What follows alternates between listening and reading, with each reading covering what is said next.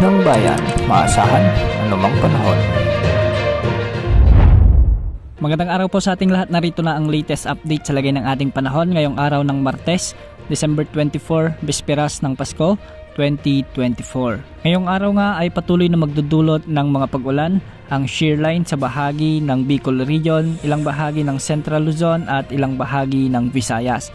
Ngayong araw, posible ang mga heavy to intense o katumbas ng 100 to 200 mm na pag-ulan dahil sa umiiral na shear line sa bahagi ng Catanduanes, Camarines Sur, Albay, Sorsogon at Northern Samar.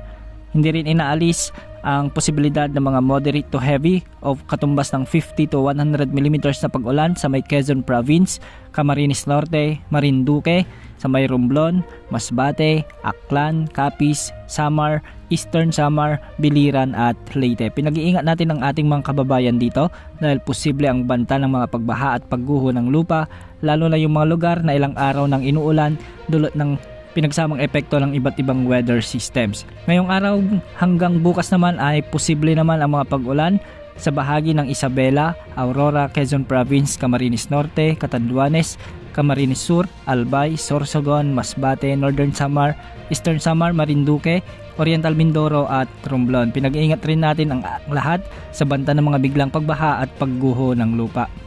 Samantala, dahil naman sa umiiral na northeast monsoon, ay asahan ang maulap na kalangitan na may mga pag-ulan sa bahagi ng Ilocos Region, sa may Cordillera Administrative Region, sa may Cagayan Valley, Aurora, Bulacan at Nueva Ecija kasama na ang Metro Manila. Dahil nga dito, posible pa rin ang banta ng mga biglang pagbaha at landslides lalo na kung may mga umiiral na katamtaman at minsan ay malalakas na pagbuhos ng ulan. Sa nalalabing bahagi naman ng Luzon ay umiiral pa rin ang amihan na siyang magdudulot ng bahagyang maulap hanggang sa maulap na kalangitan na may mga kasamang isolated light rains o kalat-kalat na mahihinang pag-ulan. At sa nalalabing bahagi naman ng ating bansa ay localized thunderstorms naman ang aasahan at hindi rin inaalis ang posibilidad ng mga flash floods at landslides lalo na kung may mga severe thunderstorms na umiiral.